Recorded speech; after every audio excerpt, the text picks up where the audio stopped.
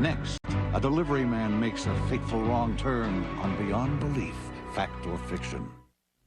Have you ever stopped to consider how dependent we are on the simple street sign? It's safe to say we would be lost without them. Archie Morton's the kind of fellow who memorizes the streets and their numerical listings. A city kid born and bred, he's a modern-day Magellan, charting his destination not by the stars, but by the signposts. However, Archie's about to learn an important lesson. There are no markings for the unknown.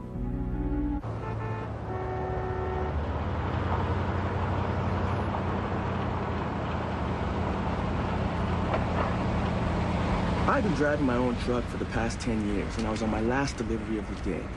It was a load of goose-down feather mattresses for the Sleep Tight store on Axelrod Avenue. I knew the streets of this city like the back of my hand, but for some reason, on this particular day, I was completely lost. I was sure Axelrod was the next street. Putnam Avenue? This is supposed to be Axelrod.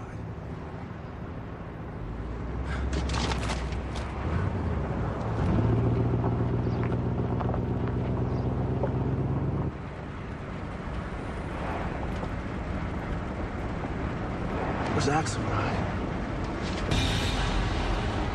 Oh!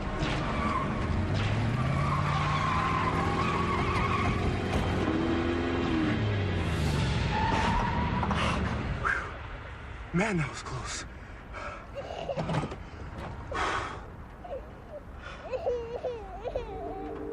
Was I crying?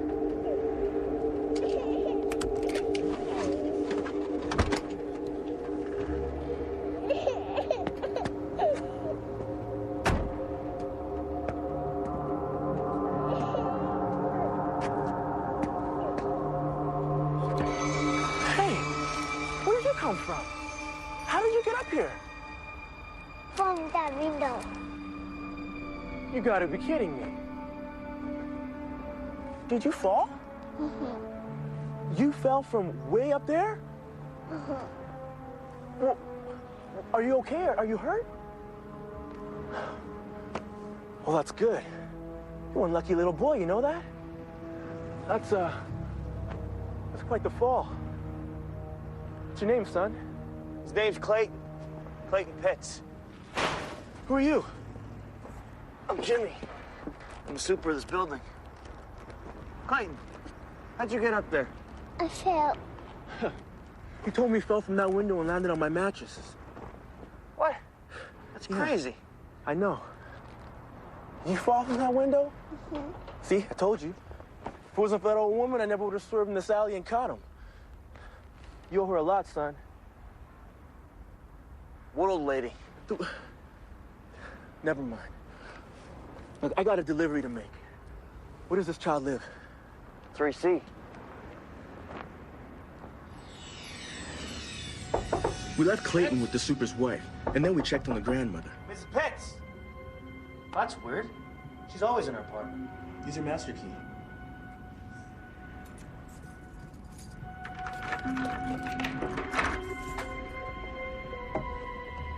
Mrs. Pitts? Mrs. Pitts?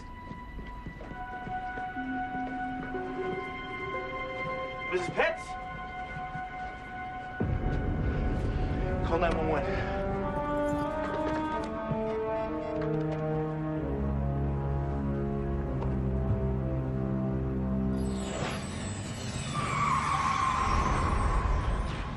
No, it can't be.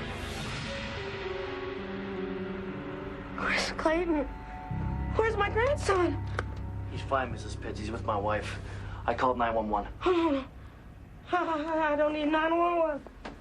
I just had one of my spells. My blood pressure pills are on the kitchen table. Jimmy, go get them for me, please. Yes, ma'am.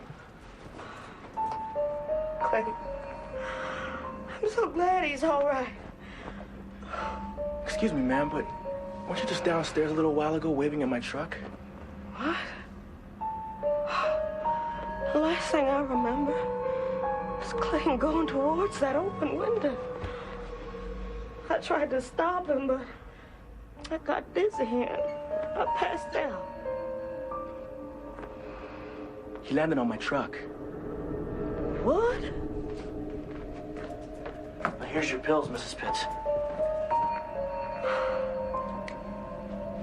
Are you sure you weren't downstairs? I really don't know what you're talking about. I don't think I do either.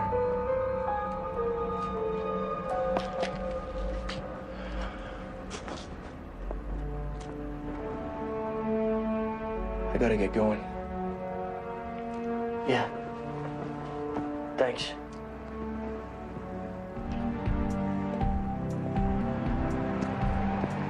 My head was still spinning from all the things that just happened. I was sure that Clayton's grandmother was the same woman who made me swerve my truck. And if I hadn't been under that window at that exact time, little Clayton wouldn't have been saved. It was just too much to deal with. And it happened because for the first time in my life, I'd been lost. On top of everything, I still had that delivery to make, and I still didn't know how to find Axelrod Avenue.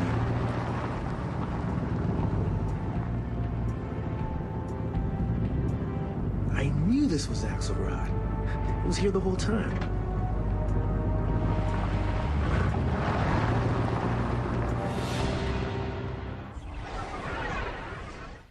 How do you explain what we've just seen? Did Clayton's grandmother subconsciously will herself into the street to save him? Or was the lady in the alley another woman who looked just like her? Were Archie's eyes playing tricks on him that day? After all, he somehow missed the street sign. Is this story of the young boy who survived a fatal plunge really true? Or are we playing you for the fall guy? We'll find out if this story is true or false at the end of our show. Let's look again at the delivery man who was in the wrong place at the right time. Where's Axelrod? Oh!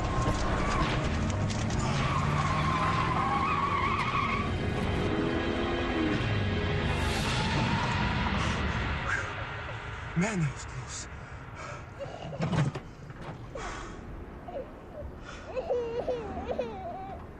Who's that crying? Did you think this story was inspired by an actual event? It was. It happened about 20 years ago in the Midwest. Were you able to define the difference between fact and fiction tonight? Or did you find the definition just beyond your grasp? Perhaps the best definition of the difference between fact and fiction can be found in two words: beyond belief. I'm Jonathan Frakes. The stories entitled Second Sight and The Wrong Turn are true, based on first-hand research conducted by author Robert Tralins. For Beyond Belief, this is Campbell Lane.